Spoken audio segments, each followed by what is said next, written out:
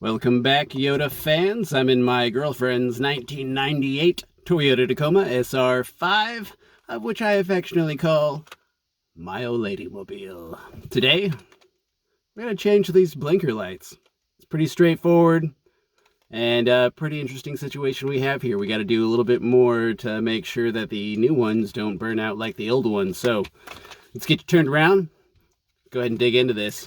All right, so for your blinker lights, you're going to need the 1156. It's a long life Sylvania. They cost about $7 and some change depending on where you're at. It's not too bad. They're pretty common, and you can get them pretty much anywhere. Get them online, get them at your local parts store. It doesn't really matter. But that is the bulb that we will need. So if you're new to Toyotas and you're like, where the hell is my blinker light? Is that my blinker light? No. Is that my blinker light? No. Well, surely those can't be blinker lights. They just look like reflectors. Nope.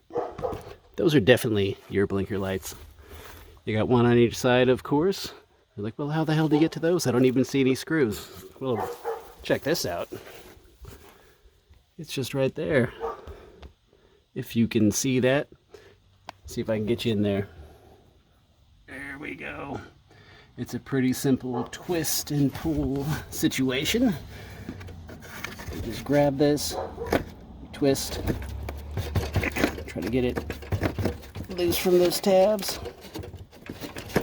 Ah, come on, get out of there. Get out of there.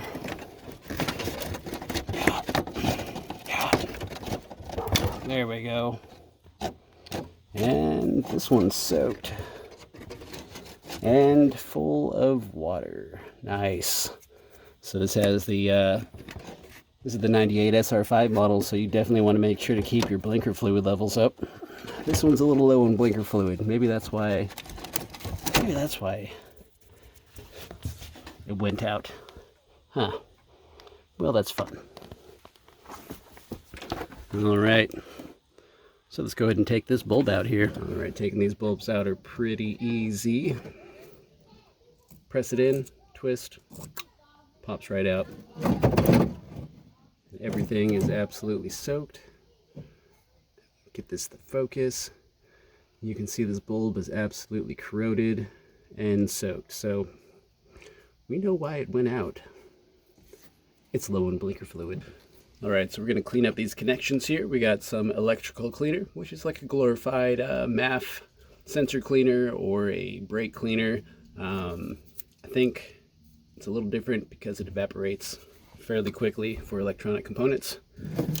So we're just going to go ahead and give this a nice spray. You don't need to do it too much, just a little bit. Just a little bit in there, you know, just to get the moisture out. Go ahead and let that drip dry a little bit. And we'll just go ahead and towel that off. So we ran into one snag here. You Toyota enthusiasts probably noticed it right off the bat. It's actually not an 1156. As you see here, what was our single prong node things? This is a double. So that damn book at O'Reilly's lied to me. Son of a bitch. But we still have to drain the water, so I'm going to show you how to do that. I'll go pick us up some new light bulbs tomorrow. We'll get back to it.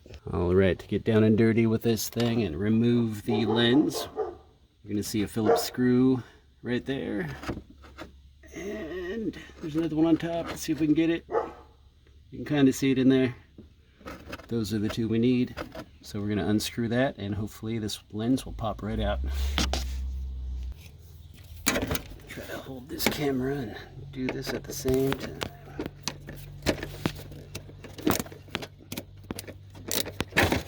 Come on.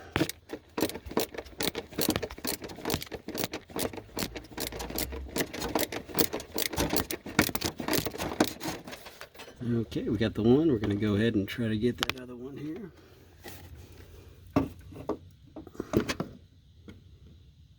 I actually can't see it, so I'm just using the camera. And come on.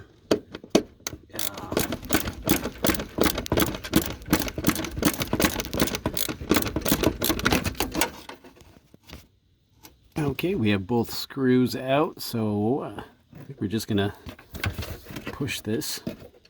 Oh, there she goes.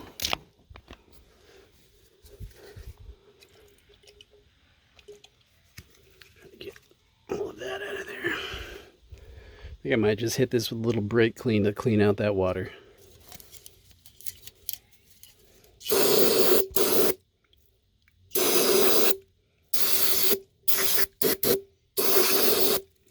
Just a little bit, you don't need a whole lot. And we're gonna let that dry out.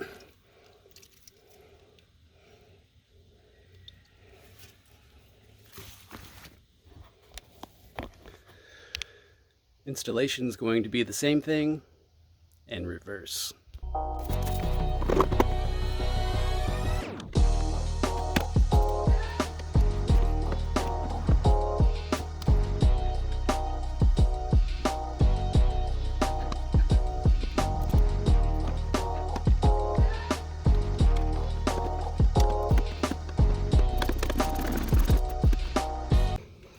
And that does not work, so as you would expect, that bulb is toast. Oop. Actually, I was just messing around with it again, and look at that, we got her to breathe life into it again, so that's nice. We're gonna call that a win. We might save ourselves $7 by just cleaning up the connections and emptying out all that blinker fluid. So you might wonder why there was blinker fluid in there in the first place. That's a good question, and I think I know why. When I took this out initially, it was just rested in there. It wasn't really seated like it should be, so I imagine a bunch of water, moisture and stuff just came in through the back, filled her up, and made it short out. So I think what I'm going to do, just for shits and giggles, I'm going to go ahead and throw just like a little bit of this adhesive glue stuff that I use on my camper. It's a nice thin rubbery sealant, and it's not going to lock it in place. It's not like full-on cement or anything. You can still be able to rip it out when the bulb actually dies. So I'm going to go ahead and get that. Alright, so we're going to use this ultra clear stuff made by DAP. It's my go-to. You can apply it in the rain. Don't believe me, try it out for yourself. I used it on my camper to plug up some holes while it was pouring down, and I swear by this stuff. A little spendy, about $10 a bottle, but does great. So, for our purposes, get you turned around here. For our purposes, we're just going to throw a real thin layer on. Just a thin one. There we go. We'll be able to rip that out when the light actually burns out.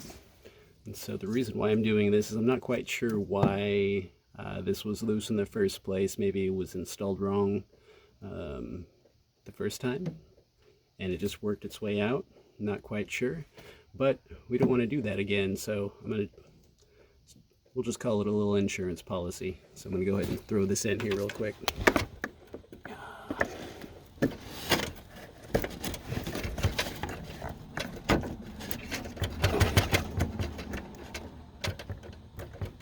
Jeez, in there.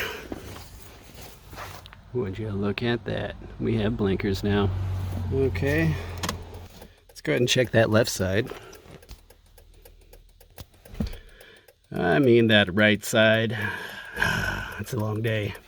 Okay, rear is good. Passenger side is not. Second verse will be the same as the first. Just grab this, give it a little turn. That one came out way, ooh, that's not good. That came out way too easy. Damn it. So that just got a lot more interesting. So that passenger side came right off, and also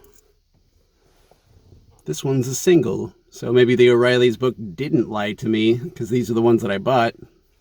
Just a little single, whereas the driver's side is a double. So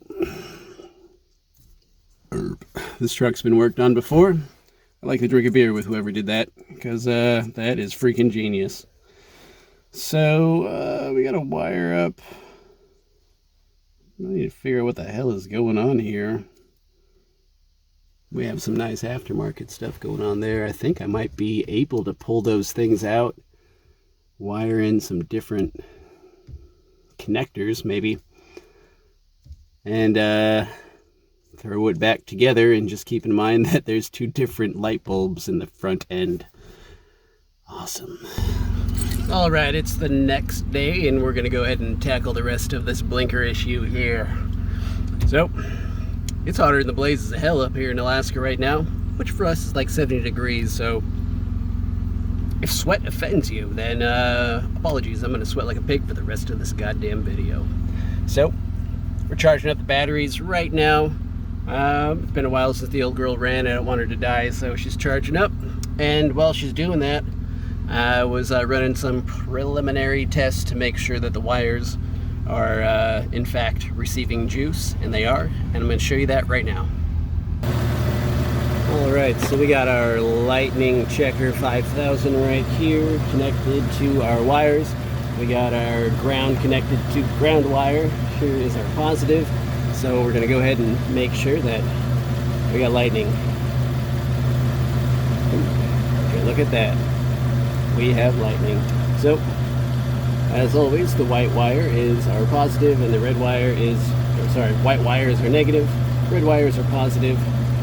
So, that's what we're working with. Okay, so I'm going to try to separate this pigtail here and see if we can expose those wires a little bit more.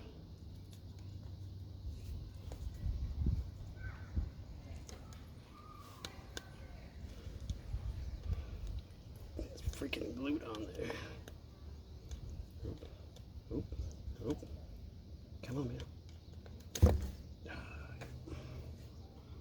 Well,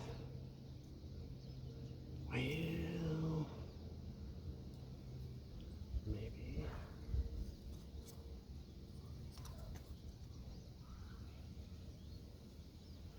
Might be able to work with this if I can find some little connectors. See if I can have some electrical connectors to fit this. Okay, I just happen to have a couple butt connectors laying around, so I snipped off the end of one. Fits right, let's get the focus here. Fits right over that connection. So I think we're gonna walk away from this. Well, I don't want to count my chickens yet. We're just gonna go ahead and wire up a side to each end here. Slap it on there and see if we can get some lightning to it.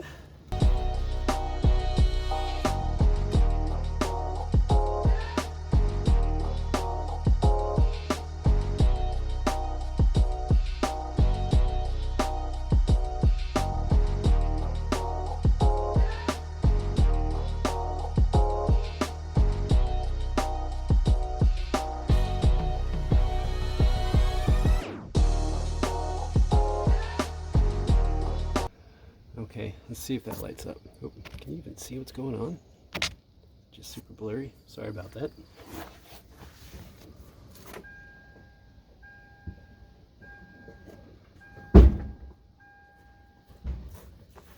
Did it work? Yes. Look at that. Right. Well, the good news is this lens isn't full of water, so we don't have to take that apart. So I'm gonna go ahead and take the shit out of this. Try to keep water out. And I just pulled it up. There we go. Come on.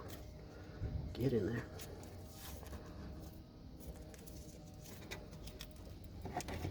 Yeah.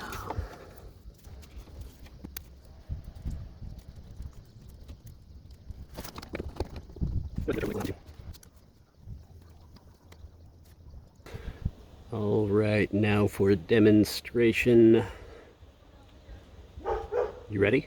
Hook your peepers on there now. Hook your peepers on there.